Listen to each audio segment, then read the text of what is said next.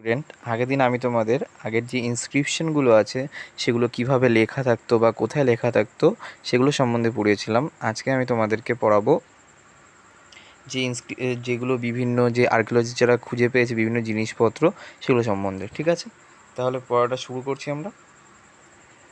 Archaeologist also look for bones of animals, birds and fish. তো archaeology যারা ছিল তারা বিভিন্ন জিনিস, যে অ্যানিমেলসদের বোনস আছে যেগুলো, বার্ডস আর ফিশ এদের যে বোনস আছে সেগুলো সবসময় তারা ফাইন্ড করতো, মানে খোঁজার চেষ্টা করতো। To find out what people ate in the past, তারা এটাও খুঁজতো যে মানুষজন যারা ছিল তারা পুরোনো সময় কী কী খাবার খেত। Plant remains survive far more rarely if seeds of grain or piece of wood have been burnt. They survive in the chariot from. Do you think cloth is found frequently by the archaeologists? তুমি কি এটা ভাবতে পারছো যে আর্কিওলজিস্টদের দ্বারা বেশিরভাগ সময় cloth যেগুলো আছে সেগুলো ফ্রিকুয়েন্টলি পাওয়া গেছে? নেক্সট দেখো, historians, that is scholars who study the past, often use the word source to refer the information found from the manuscripts. তো হিস্টোরিয়ানস যারা ছিল এবং স্কলার যারা ছিল তারা যে পুরনো যুগের যে বিভিন্ন ইতিহাস পড়েছে তারা থেকে তারা বিভিন্ন যে মানুস্ক্রিপ্টে যে ইনফরমেশনগুলো আছে সেগুলো সম্বন্ধে তারা জানতে পেরেছে। Inscriptions and the archaeology, once sources are found, learning about the past became an adventure. যখনই কোনো সোর্স পাওয়া যায় তখন যেই পাস্ট সম্বন্ধে যেই পড়া হয় সেটা অনেকটা অ্যাডভেঞ্চারের মতো হয়ে যায়। As we reconstruct it bit or by bit. So, historians and archaeologists are likely detectives who use all these sources like clues to find out about the past. তো আমরা যে পাস্টটা আছে সেটাকে ধীরে ধীরে খুব আস্তে আস্তে তৈরি করে আবার নতুন করে গড়ে তুলি।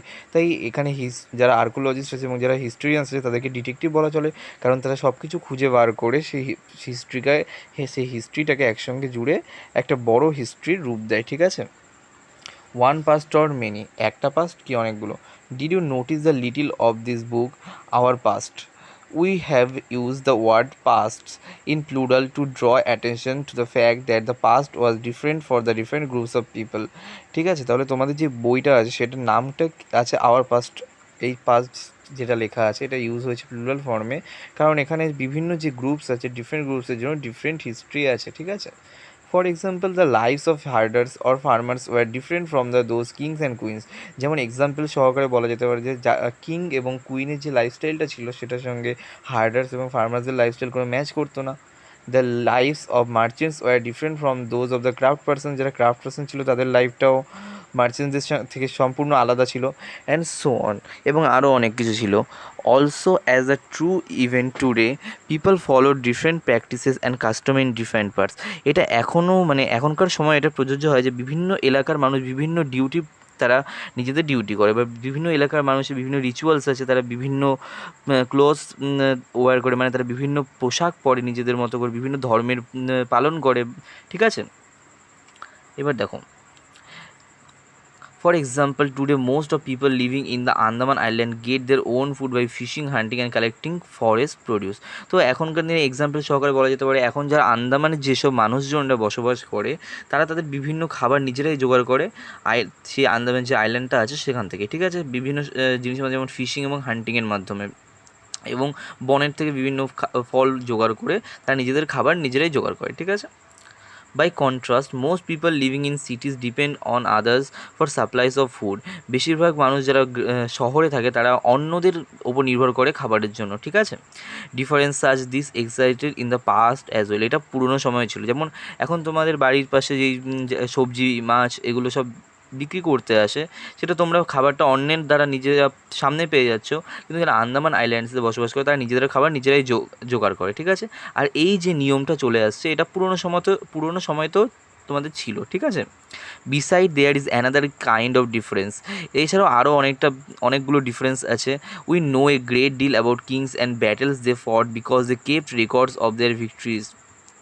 তো কিংস আর যারা যুদ্ধ করতো তারা যুদ্ধ করার ফলে তাদের যুদ্ধের পেছনে একটা রিজন থাকতো, সেটা হচ্ছে তারা যে ভিক্টরিটা আছে সেটাকে ইনস্ক্রিপশন করে রাখবে। ঠিক আছে, যেটা তোমাদের আগেও বলেছি, বিভিন্ন যে কিংসরা ছিল তারা যুদ্ধে জয়লাভ করার পর বা ভিক্টরি লাভ করার পর তারা কী করতো, নিজেদের যে ভিক্টরির বা জয়ের যে আনন্দটা আছে সেটা করার জন্য, যাতে পরবর্তী মানুষ যারা আছে তারা জানতে পারে যে তারা জিতেছিল এই সম্বন্ধে, তার জন্য তারা ইনস্ক্রিপশন বানিয়ে রাখতো। ঠিক আছে, Generally, ordinary people such as hunters, fishing folk, gatherers, farmers, or herders did not keep records of what they did.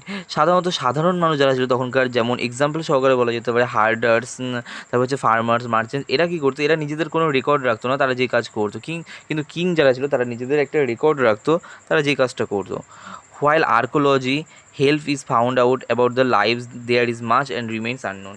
তার ফলে কি হতো যে হার্ডার্স এবং ফার্মার্স যারা ছিল তাদের সম্বন্ধে আমরা খুব কমই জানতে পারি, কিন্তু আর্কিওলজি যারা আছে তারাও তাদের সম্বন্ধে খুঁজে বার করছে বিভিন্ন জিনিসের মাধ্যমে। ইনস্ক্রিপশন যদিও নেই তাদের সম্বন্ধে লেখা কোথাও, তবুও বিভিন্ন যেই পুঁথি আছে বা যেগুলোকে বলা হয় গ্রন্থ, সেগুলোর সম্বন্ধে তারা হিস্ট্রি আর্কিওলজি যারা আছে তারা জানার চেষ্টা করছে পুরনো মানুষদের সম্বন্ধে। What do dates mean? Dates মানে কি এখানে, if somebody ask you the date, you will probably mention the day, month and a year. ঠিক আছে, যদি তোমাকে কেউ জিজ্ঞাসা করে ডেট সম্বন্ধে, তখন তুমি কোনো তাকে ডে, মান্থ এবং ইয়ারটা মেনশন করে দেবে, সেটাই ডেট হয়ে যাবে। 2000 অ্যান্ড সামথিং, 2000 বা তেমন কিছু একটা মেনশন করে দেবে, যেমন এখন চলছে 2022, সেটা তুমি মেনশন করে দেবে। This years are counted from the date generally assign to the birth of the Jesus Christ. আর এই যে ডেটটা আমরা কাউন্ট করি, সেটা জিসাস খ্রিস্টের যে জন্ম হয়েছিল তারপর থেকে এই ডেট কাউন্ট হওয়া শুরু হয়েছে। ঠিক আছে, all dates before the birth of the Christ are counted backwards and usually have the letters BC before Christ. আর যে জেসাস খ্রিস্টের যে জন্মের আগে যে ডেটটা গোনা হতো সেটা সব পুরোটাই ব্যাকওয়ার্ডস ছিল, মানে হচ্ছে উল্টো ছিল, এবং সেটাকে আমরা বিসি বলে জানতাম বা বিফোর খ্রিস্ট বলে জানতাম। Added on, in this book we will refer to dates going back from the present using 2000 as our starting point. আজকে আমরা যে ডেটটা সম্বন্ধে বলবো সেটা প্রেজেন্টের থেকে বলবো, আমরা স্টার্ট করবো 2000 থেকে। ঠিক আছে, নেক্সট দেখো, নেক্সট এবার ডেট সম্বন্ধে তোমাদের কিছু বলা আছে। BC we have seen stands for before Christ. তো বিসি মিনস বিফোর ক্রাইস্ট, এটা তোমরা মনে রাখবে, এটা অনেক সময় এক্সামে দেয়, এক্সাম পয়েন্ট অফ ভিউ থেকে এটা খুবই ইম্পর্টেন্ট। দেখো, you will sometimes find AD before dates, তোমরা কোনো কোনো ডেটের আগে এডি লেখাও দেখতে পাবে। This stand for two Latin words, এটা দুটো ল্যাটিন ওয়ার্ডসের কথা। ঠিক আছে, যার পুরো কথা হচ্ছে anno Domini, meaning in the year of the lord. Anno Domini, তো আন্নো ডোমিনি যেটা আছে সেটাকে আমরা বলি এডি। এডি হচ্ছে জেসাস খ্রিস্টের জন্মের পর যে ডেটটা আমরা গোনা শুরু করি বা যে ডেটটা আমরা কাউন্ট করা শুরু করি সেটাকে বলা হয় এডি। আর জেসাস খ্রিস্টের জন্মের পূর্বে আমরা যে ডেটটাকে কাউন্ট করতাম সেটাকে বলা হতো বিসি। ঠিক আছে, এবার দেখো যে আন্নো ডোমিনি ফ্রেজটা এখানে ইউজ করা হয়েছে, সেই ফ্রেজটার মিনিং হচ্ছে in the year of lord, মানে হচ্ছে ভগবানের বছর যেটা ছিল সেটাকে বলা হয়েছে। So 2012 can be also written as AD 2012। তো 2012 যে সালটা আছে বা 2012 যেই সালটা আছে, ইয়ারটা আছে, সেটাকে আমরা এডি 2012 লিখতে পারি। Sometimes CE is use instead of AD and BCE instead of BC. কোনো কোনো সময় আমরা এডির জায়গায় সিও ইউজ করতে পারি, আবার বিসির জায়গায় বিসিইও ইউজ করতে পারি। ঠিক আছে, অ্যান্ড বিসি বিফোর কমন এরা। ঠিক আছে, বিসির ফুল ফর্ম হচ্ছে before common era. We use this term because of Christian era is now used in most countries of the world. In India we began using the form of dating from about the 100 years ago. তো আমরা যে ইন্ডিয়ার যে ডেটটা use করি সেটা অনেক বছর আগে থেকে ইউজ করা হয়, প্রায় 100 বছর ইয়ার্স আগে থেকে এটা ইউজ করা হয়। And sometime the letters BP meaning before present are use, কোনো কোনো সময় বিপির যে মিনিংটা আছে সেটা বিফোর প্রেজেন্ট হিসেবেও ইউজ করা হয়। ঠিক আছে,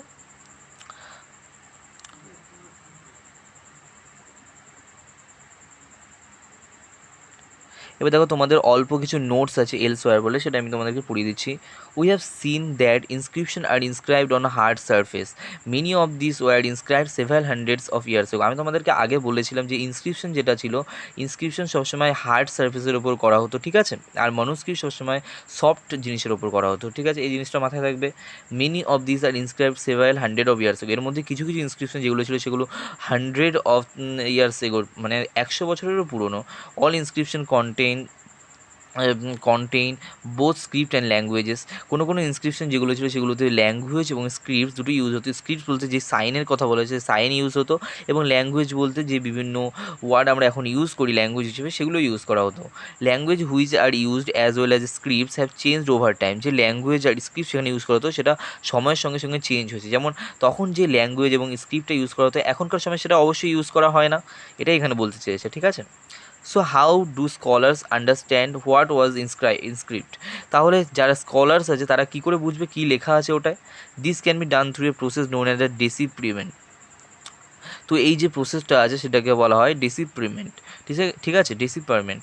তো মানে হচ্ছে এই প্রসেসটাকে মানে বিভিন্ন যেই স্ক্রিপ্ট, মনোস্ক্রিপ্ট বা হচ্ছে ইনস্ক্রিপশন যেগুলো আছে সেগুলোকে আমরা বোঝার জন্য যে প্রসেসটাকে ইউজ করা হয় সেটাকে বলা হয় ডেসিপার্সমেন্ট। ঠিক আছে, মাথায় থাকবে। দেখো এই চ্যাপ্টারটা তোমাদের এখানেই শেষ হচ্ছে, আর কিছুটা আছে একটু বলে দিচ্ছি। One of the most famous stories of decipherment came from the Egypt of country of north Africa were there were kings and queens about 50,000 years ago. তো সব থেকে যে ফেমাস স্টোরি বা যেটাকে আমরা অনুবাদ করেছি, মানে আমাদের যে হিস্ট্রিয়ানসরা আছে যেটাকে ট্রান্সলেশন করেছে নিজেদের ল্যাঙ্গুয়েজে সেই স্ক্রিপ্টটাকে, সেটা হচ্ছে ইজিপশিয়ান স্ক্রিপ্ট। ঠিক আছে, বা ইজিপশিয়ান ইনস্ক্রিপশন। ঠিক আছে, এটা প্রায় 5,000 ইয়ার্স এগো, মানে 5,000 বছরেরও পুরনো এটা। Rosetta is a town on the north coast of Egypt and here an inscribed stone was found. তো রোসেট্টা বলে একটা টাউন ছিল নর্থ কোস্ট অফ ইজিপ্টে, মানে ইজিপ্টের উত্তর দিকে, উত্তরী উপকূলে। সেখানে এই স্টোনটা পাওয়া গেছে, মানে ইনস্ক্রিপশনটা পাওয়া গেছে, which contained inscription in 3 different languages and scripts. এখানে 3 ধরনের ডিফারেন্ট ল্যাঙ্গুয়েজ এবং স্ক্রিপ্ট ইউজ করা হয়েছে, Greek and 2 forms of Egyptian. Greek যে ল্যাঙ্গুয়েজটা সেটা এখানে ইউজ করা হয়েছে, এবং আলাদা আরও দুটো যে ইজিপশিয়ান ল্যাঙ্গুয়েজ আছে সেটা ইউজ করা হয়েছে। Scholars who could read Greek figured out the names of kings and queens are enclosed in the little frame called a cartouche. তো যে স্কলার্সরা এই যে ল্যাঙ্গুয়েজটাকে পড়ে বার করতে পেরেছে তাদেরকে বলা হয় কার্টোজে। তো এই কোশ্চেনটা তোমাদের জন্য ইম্পর্টেন্ট খুব, এটাকে ভালো মতো পড়ে রাখবে। They then placed the Greek and Egyptian signs side by side and identified the sounds for which the Egyptian letters stood. তারপর তারা যে ইজিপশিয়ান সাইন্স যেগুলো ছিল সেগুলোকে, এবার সাইন্স যেগুলো আছে মানে চিহ্ন যেগুলো আছে সেগুলো সাইড বাই সাইড রেখেছে, and identified the sounds for which the Egyptian letter stood, এবং সেই সাউন্ডগুলোকে আইডেন্টিফাই করার চেষ্টা করেছে। As you can see a lion stood for L and bird for A. তাহলে তোমরা যখন এই ছবিটা দেখবে তখন বুঝতে পারবে লায়ন যেটা আছে সেই লায়নটাকে এল দিয়ে ডিনোট করা হয়েছে, অ্যান্ড বার্ডকে বি দিয়ে ডিনোট করা হয়েছে। ঠিক আছে, এরকম কিছু আছে, এবং বার্ডকে এ দিয়ে ডিনোট করা হয়েছে, তোমরা এটা দেখতে পারবে। তো এইভাবে তারা এই জিনিসগুলোকে পড়ে বার করতে পেরেছে তার মধ্যে কী লেখা আছে। Once they knew what the letter stood for they could read other inscription as well. যখন তারা বুঝে গেল এটা যে কোন লেটারটা কোন সায়েন্সটাকে ডিনোট করে, তখন তারা অন্য ইনস্ক্রিপশনগুলো পড়তে সক্ষম হয়েছিল। ঠিক আছে, তো তোমাদের এই চ্যাপ্টার এখানেই শেষ হচ্ছে। পার্ট 2 আজকে এটা ছিল, ক্লাস 6-এর ফার্স্ট চ্যাপ্টার তোমাদের পার্ট 2 এটা ছিল। নেক্সট দিন আমরা নতুন চ্যাপ্টার করব। ভিডিওটা ভালো লাগলে অবশ্যই শেয়ার করে দিও। ঠিক আছে।